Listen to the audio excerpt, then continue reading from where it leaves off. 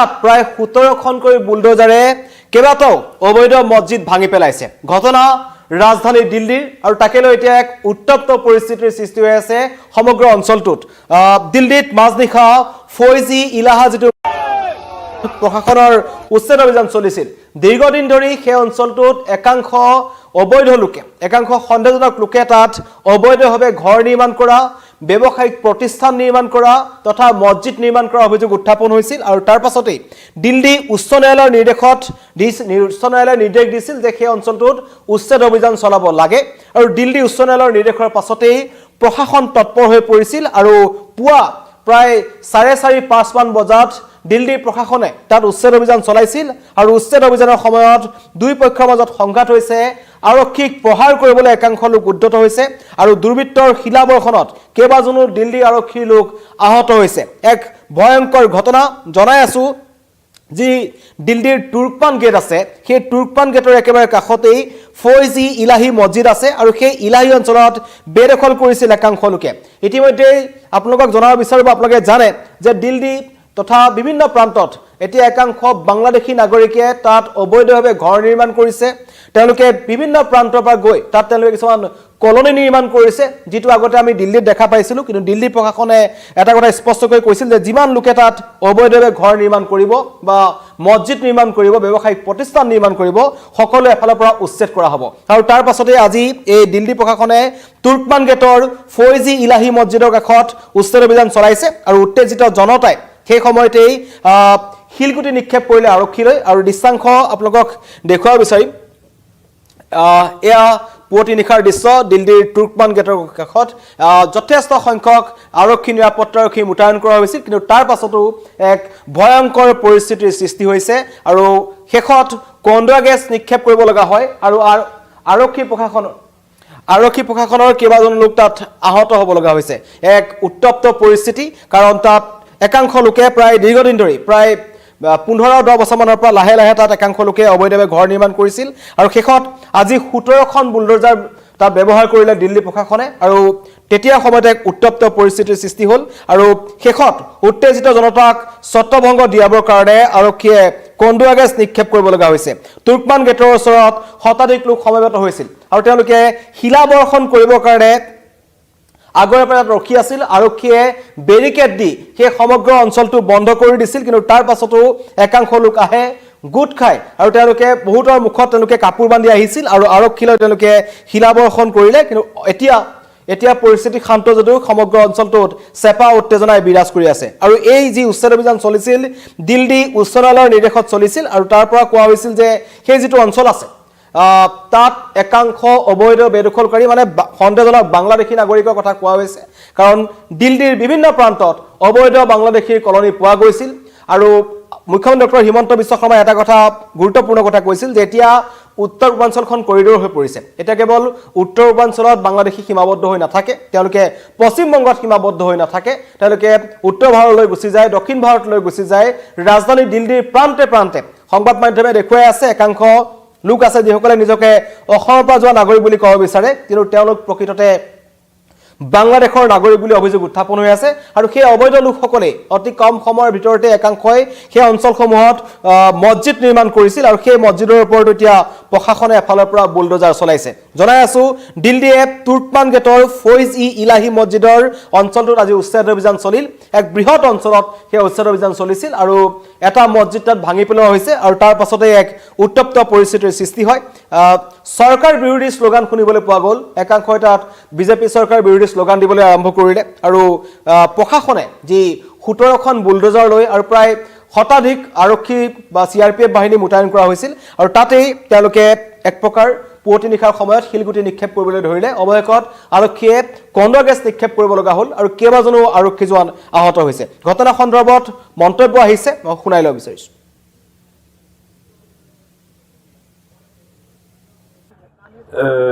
Demolition land owning agency जो है MCD के side से हमें इंटीमेशन आया था कि पुलिस फोर्स देना है। तो जैसे हमें इंटीमेशन आया था कि हम लोगों ने एरिया के लोगों को बुलाया था, इनको बताया कि ये कानूनी कार्रवाई है, तो इस एरिया के सारे लोगों को हमने कॉन्फ्रेंस में लिया था एंड हमें काफ़ी सपोर्ट भी मिले थे।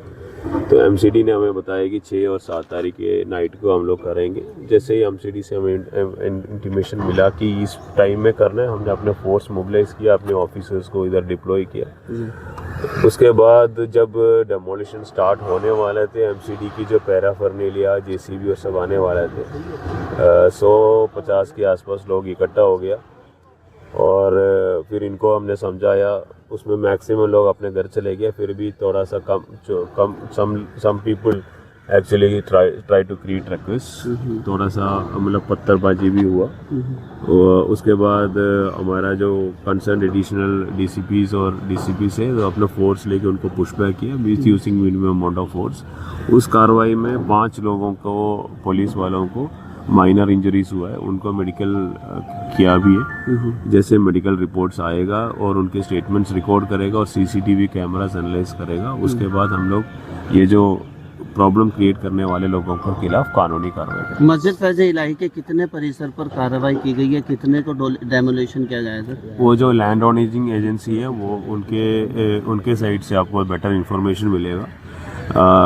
मैं सिर्फ ये बता सकता हूँ कि फैज़ल मस्जिद की जो विसिनिटी में एक बैंक हॉल था और एक डिस्पेंसरी थे, जो कोर्ट ने डिक्लेयर किया था कि ये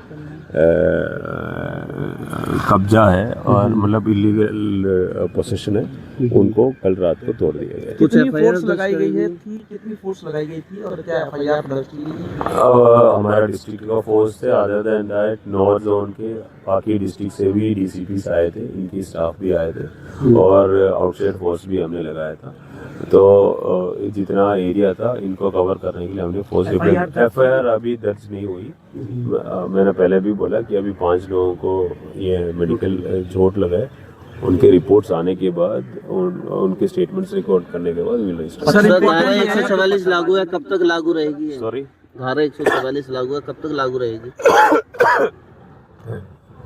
हम इसको हम एनालिसिस कर रहे हैं। एमसीडी से कोऑर्डिनेशन मीटिंग हम करेंगे, एमसीडी की फीडबैक लेंगे कि अभी कितना और काम बाकी है, उसके बेसिस पे भी।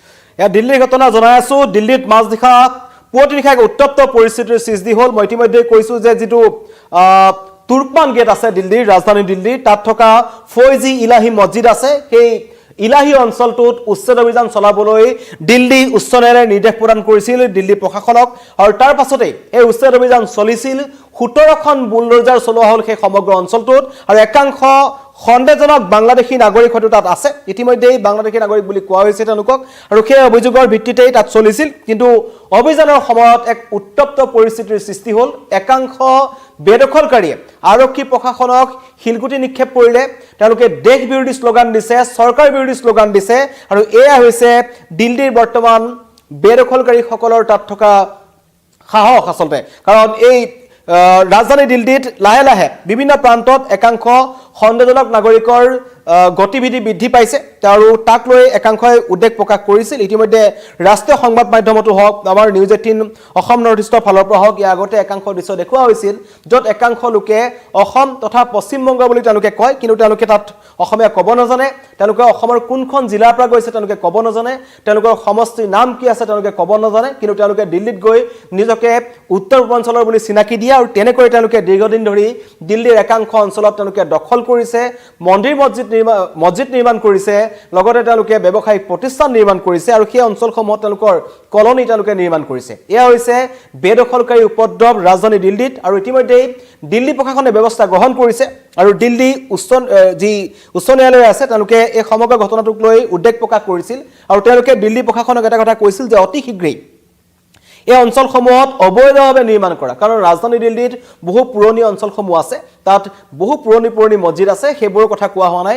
নতুনকৈ যিবোৰ অবৈধভাৱে নিৰ্মাণ কৰা মছজিদ সেইবোৰ কিন্তু উচ্ছেদ কৰা হ'ব, কাৰণ সকলোৱে এখন কলনী নিৰ্মাণ কৰাৰ পাছত সেই অঞ্চলত প্ৰথমতে এটা মছজিদ নিৰ্মাণ কৰে আৰু তাৰ পাছতে তেওঁলোকে নিজকে তাৰ স্থায়ী বাসিন্দা বুলি দাবী কৰিবলৈ ধৰে আৰু পৰৱৰ্তী সময়ত যেতিয়া সোধা পোছা কৰা হয় কোনটো সমষ্টিত তেওঁলোকে ভোটদান কৰিছে বা তেওঁলোক ক'ৰ পৰা আহিছে, তেতিয়া তেওঁলোকে প্ৰথমতেই আঙুলি টুৱাই বা তেওঁলোকে নিজৰ কথা ক'বলৈ যায়, তেওঁলোকে অসমৰ পৰা আহিছে বুলি ক'বলৈ যায় বা তেনেকুৱা ধৰণৰ উত্তৰ পূৰ্বাঞ্চলৰ কথা তেওঁলোকে ক'বলৈ যায়, কাৰণ ভঙা বঙালী ভাষাত, চিলেটি ভাষাত তেওঁলোকে কথাবোৰ কৈ আছে আৰু তাৰ পৰা এটা কথা গম পোৱা যায় যে তেওঁলোক বাংলাদেশৰ পৰা অহা একাংশ লোক আৰু ইয়াৰ আগতো দিল্লীত যেতিয়া উচ্ছেদ অভিযান চলিছিল বা বাংলাদেশী বিৰোধী যেতিয়া অভিযান চলিছিল দিল্লীত ৰহস্যজনকভাৱে উদ্বেগজনকভাৱে প্ৰায় 15,000 পৰা 10,000 বাংলাদেশী নাগৰিকক তাৰ পৰা খেদা হৈছিল আৰু এনেকুৱা ধৰণৰ তথ্য আছে কিন্তু আজি পুৱতি নিশা যেটো ঘটনা সংঘটিত হ'ল আপোনালোকক জনাই আছো ফৈজ ইলাহি মছজিদ য'ত